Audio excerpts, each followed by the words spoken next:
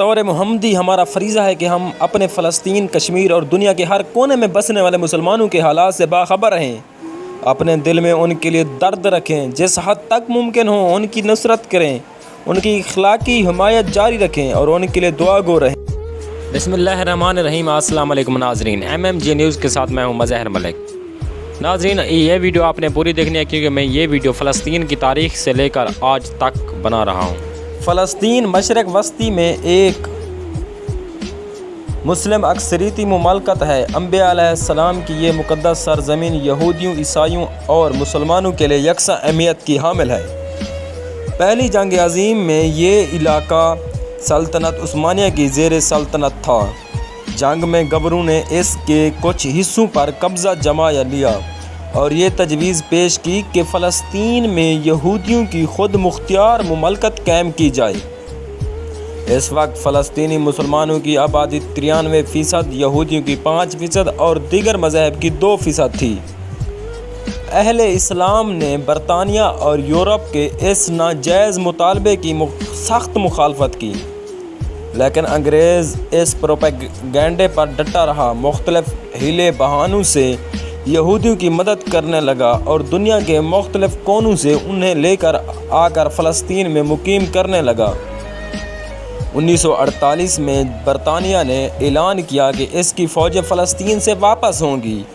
اقوام متحدہ کی جنرل اسمبلی نے بھی ایک تجویز دی کہ تنازع کو ختم کر کے فلسطین کو 2 حصوں میں تقسیم کر کے ایک حصہ مسلمانوں اور دوسرا حصہ یہودیوں کو دے دیا جائے، کیونکہ یہ یک طرفہ اور زیادتی پر مبنی تھا، اسی لیے یہ مسلمانوں کے لیے کسی صورت میں بھی قابل قبول نہیں ہو سکتا تھا۔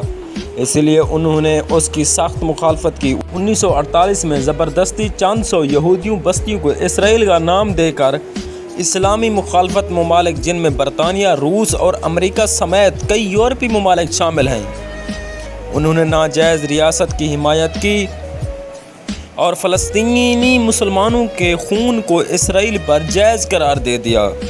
ناجائز ریاست کی ہر طرح سے یورپ کی طرف سے مالی اور عسکری مدد کی گئی۔ ان ناجائز اقدامات کے رد عمل میں فلسطینی مسلمانوں اور یہودیوں میں جنگ چھڑ گئی، جس میں مصر، شام، دیگر اسلامی ممالک نے مجاہدین کی بھرپور مدد کی۔ اقوام متحدہ نے یورپ سے ملنے والی تنخواہ کو حلال کرنے کی غرض سے جنگ بندی کرا دی، مگر معصوم و مظلوم فلسطینیوں کو آج تک حق واپس نہیں دیا جا سکتا۔ اس کی وجہ یہ بھی ہے کہ طاقتور ممالک اسرائیلی مظالم کی پشت پناہی کر رہے ہیں۔ مسئلہ فلسطین پر 4 ارب اسرائیل جنگیں لگ چکی ہیں، پر مسئلہ فلسطین اب تک بے نتیجہ ہے۔ شاید اس کی ذمہ دار مسلمانوں میں پائی جانے والی چھوٹی چھوٹی لسانی اور فرقہ وارانہ اختلافات، اندرونی ذاتی مسائل، تجارتی مسائل اور ایک دوسرے پر اعتماد کی کمی بھی ہے۔ سن 2018 سے نہتے فلسطینی مسلمانوں پر ظلم مزید تیز کر دیا گئی۔ سرچ آپریشن کے نام پر کئی مسلمان مارے چکے ہیں۔ کئی بوڑھے اور جوان گولیوں کے ضد میں آ کر دیکھنے اور سننے کی صلاحیت کھو چکے ہیں۔ عورتوں اور بچوں کے بھی حقوق پامال کیے گئے ہیں۔ فلسطینی مسلمانوں کو تعلیم، صحت اور غذائی مسائل کا سامنا ہے۔ انہیں یہ معلوم نہیں کہ کب فوج ان کے گھر میں داخل ہو کر ان کی 4 دیواری کی عزت کو پامال کر سکتا ہے۔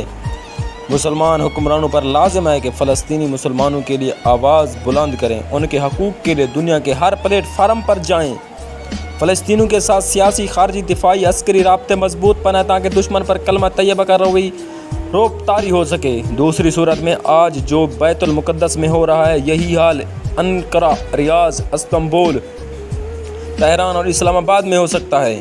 بطور محمدی ہمارا فریضہ ہے کہ ہم اپنے فلسطین، کشمیر اور دنیا کے ہر کونے میں بسنے والے مسلمانوں کے حالات سے باخبر رہیں، اپنے دل میں ان کے لیے درد رکھیں، جس حد تک ممکن ہو ان کی نصرت کریں، ان کی اخلاقی حمایت جاری رکھیں اور ان کے لیے دعا گو رہیں۔ آج کی ویڈیو کے لیے اتنا ہی، ملتے ہیں نیکسٹ ویڈیو میں۔ خدا حافظ۔